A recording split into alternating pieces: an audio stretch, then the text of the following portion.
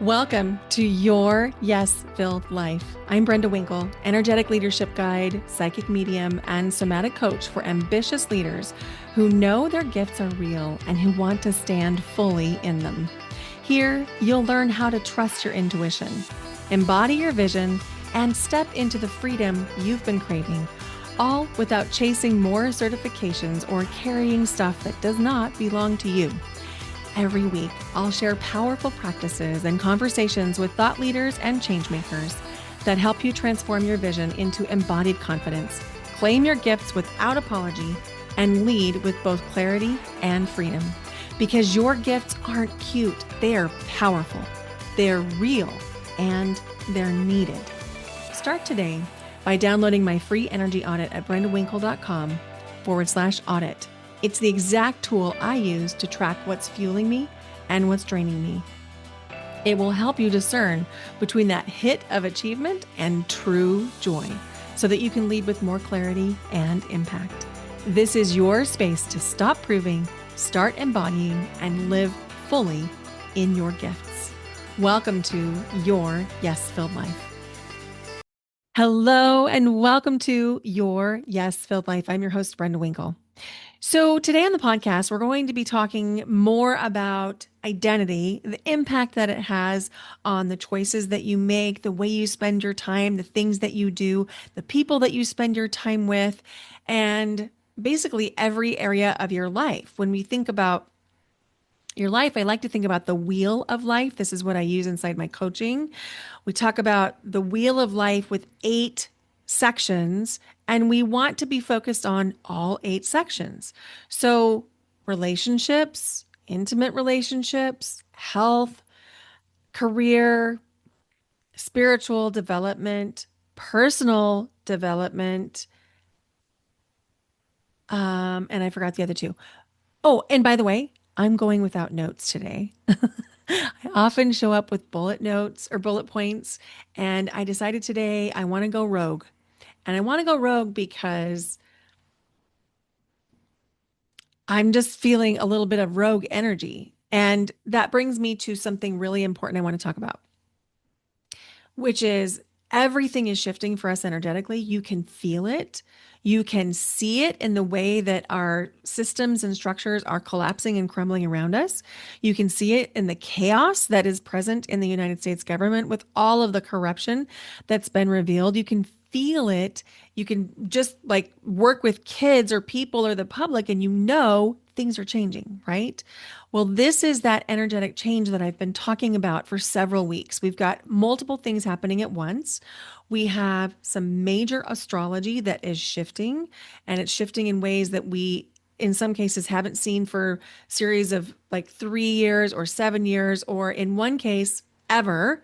And then we also have the Lunar New Year coming up on February 17th. And as I'm recording, it is February 12th. So we are 5 days away as I'm recording from the Lunar New Year. And by the time this podcast goes live, we'll be 2 days away. And so that's to say, we are transitioning from the year of the yin wood snake, meaning we're introspective, we're inward facing. It's a lot of personal growth and development and tons of shedding. And this is one of those years where I hear the general public talking about the Lunar New Year. That almost never happens. At least it's never happened before. And I'm hearing it all over social media. Oh, the year of the snake, because it was rough, right? At least it was for me. I won't speak for you. And here's the thing. We're not going to see this energetic configuration again for 60, that's 60 more years between the next time we move from the yin wood snake into the yang fire horse. So the yin energy is introspective. It's a lot of inward facing growth and shedding. And then we're going to move into the yang fire horse energy. Yang is action. It is forward movement, momentum. And then we have the fire energy. So wood is very growth minded. It can be slow growing, building stability, but we had to crush some structures and systems, right, to be able to grow. And that was where the shedding came in a big way. And that's about to shift. And it's going to feel like the world has been sped up. when that new energy hits. And if you have been thinking to yourself, I'm just going to wait for the energy to shift and that's going to be enough, you're going to be disappointed because what you're being asked to do right now is the inward facing work. Now, here's the good news. Yeah, we're moving out of the year of the yin wood snake and into the year of the yang fire horse, but you still have all of the next lunar new year to do any work that you need to do. It's not going to be as easy as it would have been in the wood snake year, but I mean, let's be clear. It was not easy. It was not easy for anybody doing their work in the year of the wood snake. The thing I want to say is don't depend on the energy alone. You have to do the work too. It can't just be the energy, it can't just be the astrology. Those are guideposts. They're sort of like a map of how to work with the energy, what you might be able to expect, what you might be influenced by, how you might be influenced. It does those kind of things for you. It doesn't do the work for you. And that's a really important thing to get. So if you have been hanging out thinking, I'm just waiting for this year to be over, for the year of the wood snake to be over, and I'm going to really do the thing in the year of the fire horse, well, if you have done your work, that is going to go very, very well for you and it will be fast moving momentum. If you haven't yet done the inner work, it could feel like a wild horse. And it might feel a little bit that way anyway, but it might feel like you're being, stampeded by a wild horse. So it's really important to do the work you're being called to do. And you know what that is better than anybody else. No one needs to tell you what that is. You know what that is, whether it's shifting old patterns or shifting out of programming that's obsolete in your own life, in your own spirit, which brings me to the thing that I want to talk about today, which is the identity piece. So I'm a Mac user. I've been a Mac user since I think around 2008 is when I bought my first Mac. I love it. And I'm not really here to debate whether or not we should be pro Apple or pro Mac. I'm just telling you, I'm a Mac user. So I got my Mac, my big, beautiful Mac in 2008. At that time, I was still teaching full time, and that computer allowed me to run my photography business and edit the photos. And it was a big, beautiful 36-inch screen. And I loved that computer. In fact, I took that computer with me when I traveled full time. I still have the original box and the styrofoam, and I would carefully package that giant computer in my car. And I traveled around for 5 months with that computer in my car. I didn't pull it out everywhere. And I did leave it for a time in a storage unit when I went out to Wisconsin when my dad was dying. But otherwise, I had that computer out because I really loved it. Now, one of the things that I was starting to notice on that computer is that there were new updates that were happening. You know how it says, like, I think the last one I saw on this computer that I'm on right now was like update to Tahoe something OS, which stands for operating system. And so those kind of things were coming through as messages on the computer. And I knew that I needed to do the updates. And I had it set so that it would auto update any updates that came in. So one day it said that the update didn't take on my computer. And I thought, well, that's weird. I wonder what's going on. And so instead of stopping to think about why that update didn't take in my computer, I manually updated the update. And in the process, have now made my Mac inoperable. It's like white screen with a question mark. I'm not even kidding. It's like a white screen with a question mark. And when I looked up on the computer that I'm recording on now, what that might mean, it's that the operating system on the computer does not match the programming. The operating system and the programming don't match, which means it's inoperable. Now, by the way, if you know anything about computers and you know a workaround for this, I really do need help. I just haven't gotten to it yet. So if you're that person, could you please reach out to me because I will at some point need to get all my stuff off of the computer. In the meantime, it's back in the styrofoam It's back in the box up at the top of my closet, but I really do need to get to it. So, a little aside there. If you're a computer person, help. I need help. But let's talk about how this means or what this means for your identity. This happening made me realize okay, so we can have the operating system, which may not match the programming. That's what's happening when we have an identity upgrade. We have a disconnect between your operating system, your baseline, and the programming. So you can say all the live long day the thing that you want to have happen, and that's the programming. And if your operating system won't support it, it just won't support it. So in this metaphor, your operating system is your nervous system and your subconscious. If your nervous system and subconscious are not on board with the thing that you want, no matter how much action you take, you probably are not going to make very much progress. Project? You may not make many projects either, but you definitely won't make progress because the operating system and the programming don't match. So, let me tell you a couple of examples from this week in my own life from this week. Okay. One example was I was feeling very frustrated, very, very frustrated about my inability to make a decision around the next offer. You know that I've canceled my main group program, which was called the same name as the podcast, Your Yes Filled Life. And I have been floundering for months, like, what is going to come next?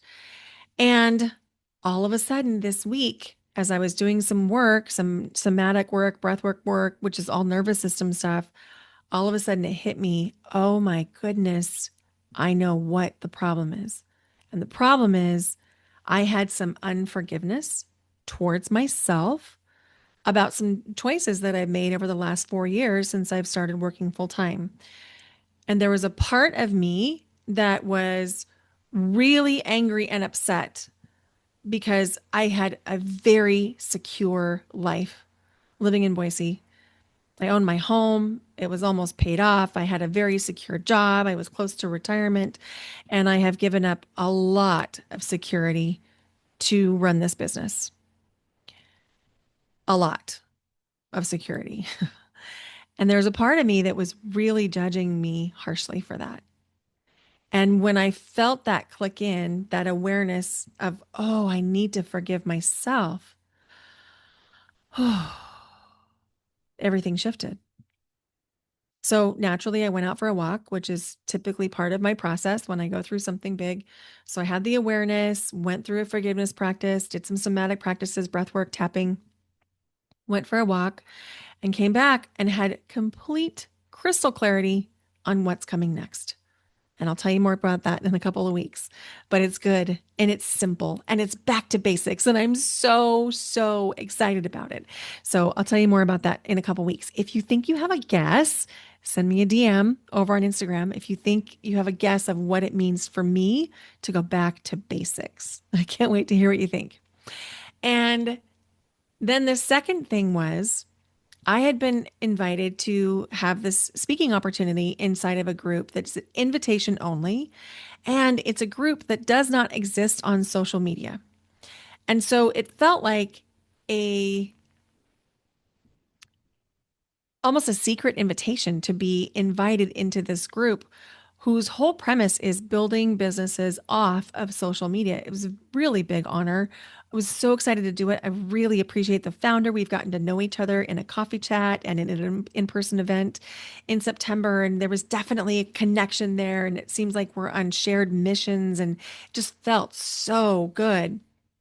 And so we got on this coffee chat a few weeks ago and agreed that we had some ways that we could work together and collaborate together, and got off the phone call, or it was a Zoom call, and just felt great. And then I thought to myself, okay, well, we're going to wait a little while till we make things happen. And she had prepared me that there were things happening, and so I wasn't worried about timelines at all. And then I got an email early this week that said, I want to invite you to be our featured guest speaker next week in 2 weeks.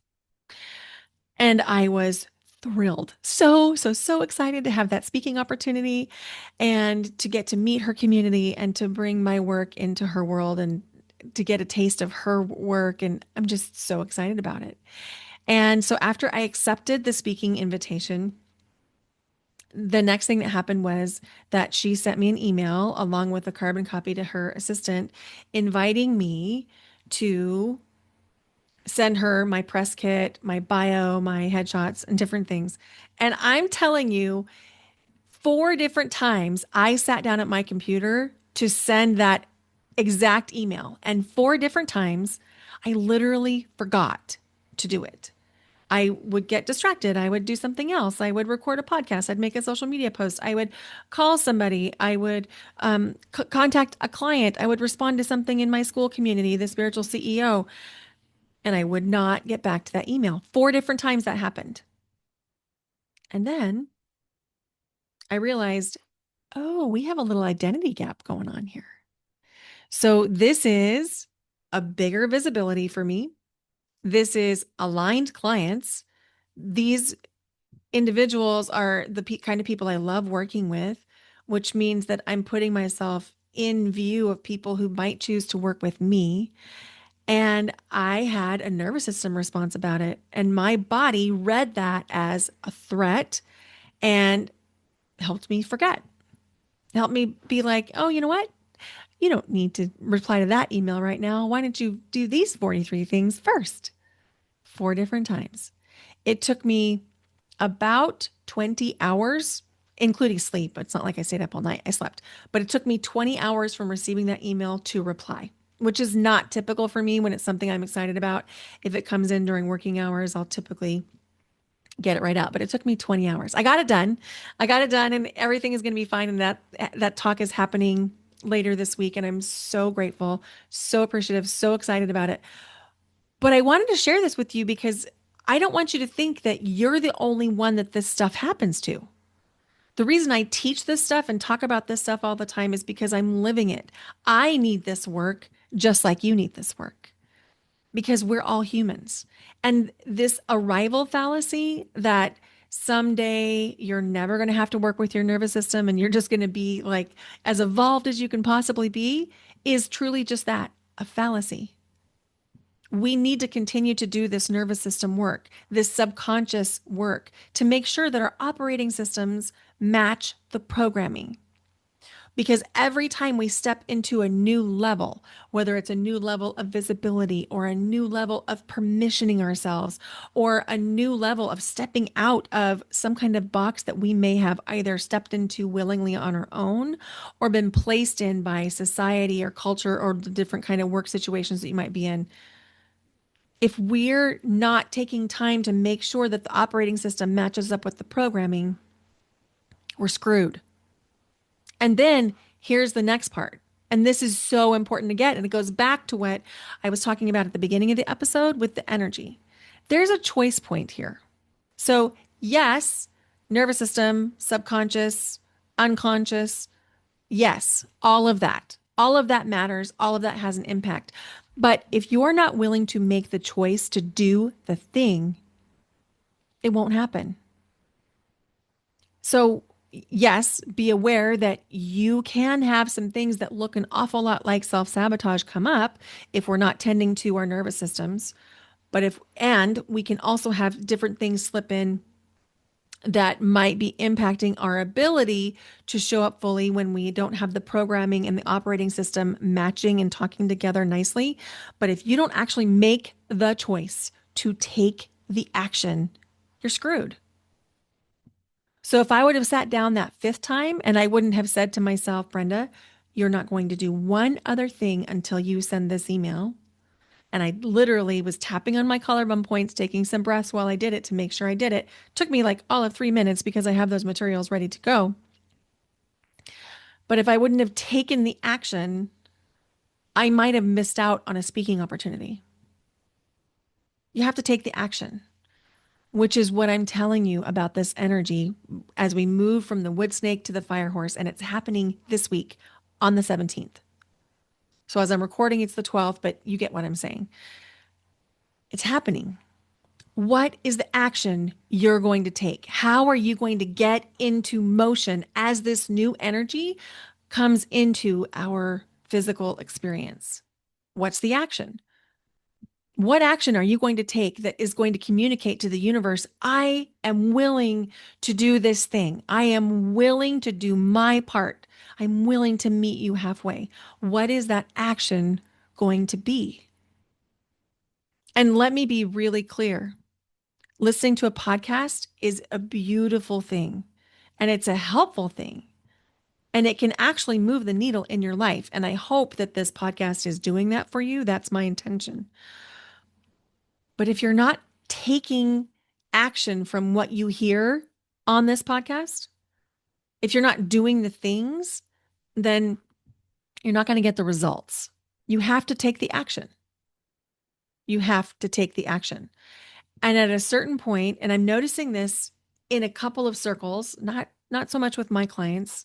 My clients love my clients. Thank you for listening, by the way. My clients are not doing this, but I am seeing this in other circles where it's just like, oh, well, my nervous system wasn't on board. And then there's sort of a, well, I have to get my nervous system regulated and then I can. Okay, yeah, it's true. We do have to tend to our nervous systems. Absolutely. That is the core of what I teach. Yes, we need to do that. And also, we need to take the action.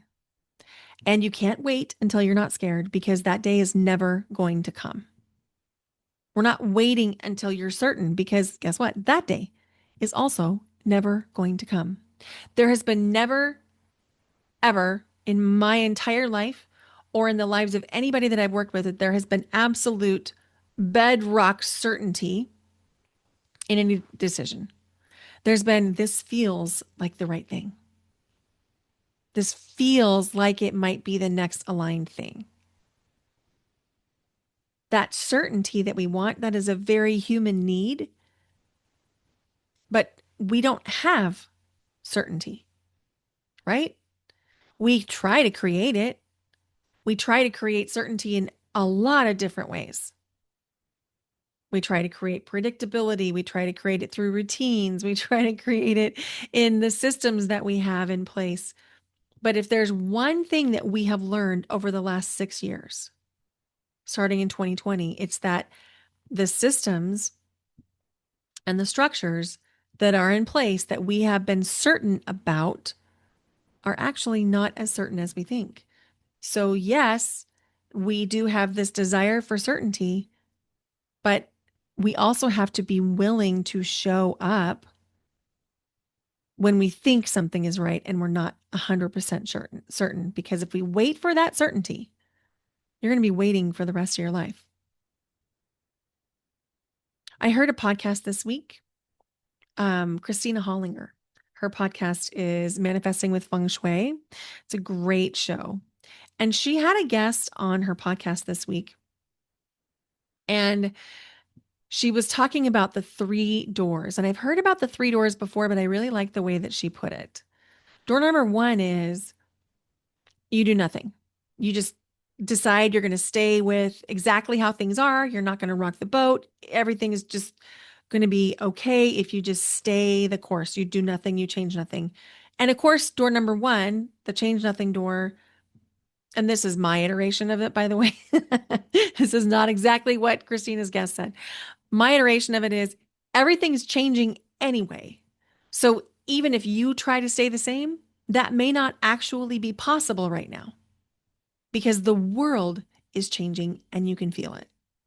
Door number 2 is you can decide you want to do the work. You can do the work. You want to make the operating system match up with the programming. You want to do the work. And then door number 3, and of course, I'm iterating here, right? I'm not taking it word for word, and I'm even changing the context. Door number 3 is you're just going to numb. You're just going to numb it away. You're going to Netflix. You're going to scroll. You're going to overeat, overdrink, just numb it away. And I feel like door number 2, the matching the programming with the operating system, it feels and sounds sometimes like it's the harder option, but is it really? I don't think it is, because it's the option that allows you to evolve. It's the option that allows you to keep feeling to be present with what's happening for you. It's the option that allows you to iterate and grow and develop and expand.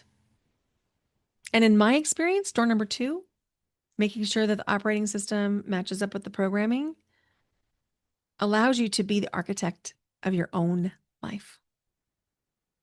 And that is a yes filled life. I mean, that's the goal, right? It's your yes filled life. What is it going to be that you want to call into your yes filled life? That's the question, right? So, if you want to do some deep work that's fun in community, in person, where we can do a lot of this work in a very short period of time, you need to be at the Intuitive Leader Retreat. It's March 3rd through 5th, 2026. It's coming up in just a few weeks. Enrollment closes on February 26th. If you want to do this work in community, this is the place to be. I know this retreat works. And by the time you leave this retreat, you're going to have complete clarity on what your next steps are. And you will no longer feel like you have to wait until you're certain. That's the beauty of it. So I'll put the link in the show notes, but if you're not a show notes clicker, then it's at brendawinkle.com/retreat 2026, retreat 2026. And if you're looking for some targeted one-on-one support, I do have a limited time offer of single coaching sessions. And I'll put that link in the show notes too. That's just a Calendly link. And then stay tuned because in just a few weeks, I'm going to make an announcement I'm so excited about. It's that back to basics announcement that I talked about. But trust me, basic is not basic. Like if you've watched Emily in Paris, you know what I'm talking about. Basic is not basic. Basic is just the foundation. Thank you for listening to this podcast. Thank you for being here today. Thank you for sharing the podcast with people that you care about. I appreciate your comments. I appreciate your reviews. This is a free resource to you. It is cost free for you. It's not free. It's not free for me to produce. It's not free for me to host. It's not free for me to spend my time. And so I would very much appreciate from the lens of reciprocity, if you could please share this episode, share the podcast, talk about it. It makes such a difference and it means a lot. Thank you so much for being here. Bye for now. Until next time.